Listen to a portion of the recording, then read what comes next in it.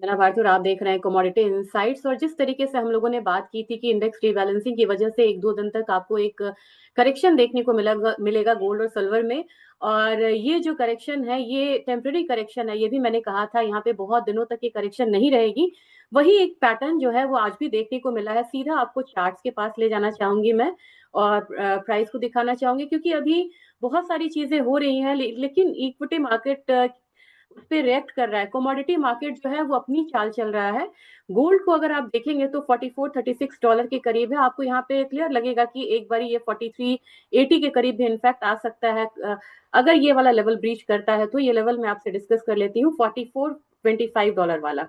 $44.25 वाला लेवल अगर नीचे की तरफ क्लोजिंग देता है तो मुझे लग रहा है कि एक जो डाउनसाइड है वो थोड़ा सा डीप हो सकता है। अगर बात रही कि एमसीएक्स में क्या लेवल हो सकता है, तो बिल्कुल ही अपने सपोर्ट पे खड़ा है। और कोई भी कमोडिटी आप देखिए, गोल्ड हो या सिल्वर हो, बिल्कुल थोड़े से करेक्शन पे एक सपोर्ट लेती है ये कमोडिटीज।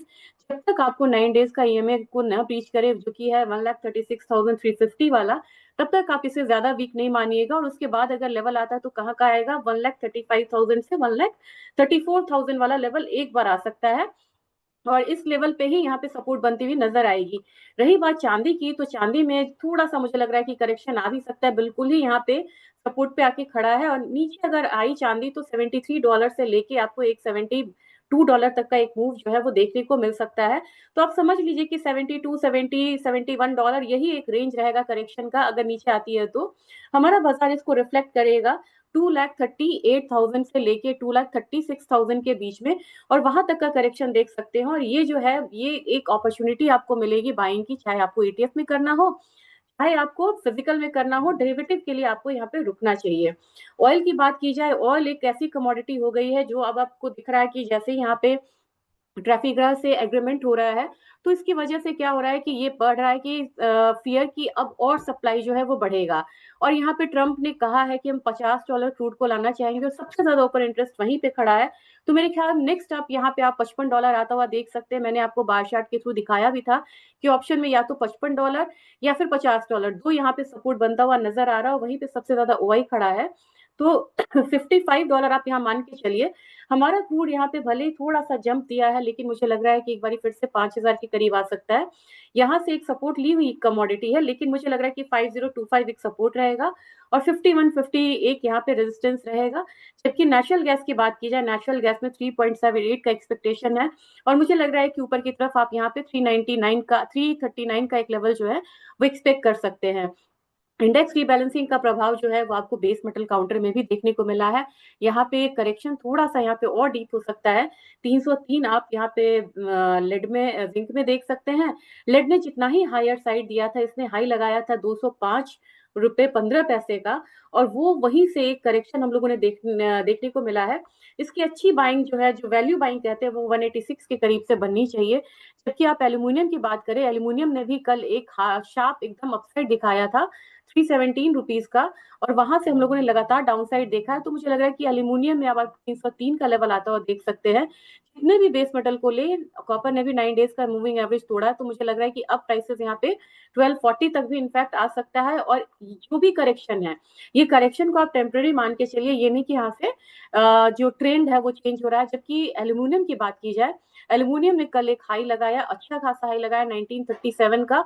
और वहां से करेक्शन आया। तो करेक्शन के बाद अब यहाँ पे प्राइसेस फिलहाल आपको 1700 लेके 1650 तक का जो एक रेंज है वो दिखा सकता है। लंबा रेंज बनेगा निकल में, क्योंकि आपने आप अपसाइड आता हुआ देखा था। रही बात जीरे की, तो जीरे में भी एक करेक्शन है। आप यहाँ पे 22,200 मान के चल सकते हैं। क्योंकि धनिया की बात की जाए तो धनिया ने एक ये गैप फिल करने के लिए हो सकता है कि नीचे आए। तो मुझे लग रहा है 10,500 तक का लेवल आता हुआ देख सकते हैं। करेक्शन हर जगह है कमोडिटी में, क्रॉस द बोर्ड है।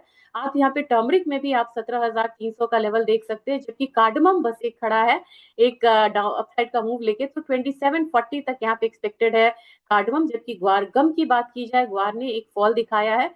ये फॉल कंटिन्यू हो सकता है 10,000 के लेवल पे। ग्वार सीड की बात की जाए तो ग्वार सीड में एक अच्छे वॉल्यूम के साथ ही हम कह सकते हैं कि करेक्शन हो रहा है। 5400 तक प्राइसेस जो है नीचे की तरफ जा सकता है।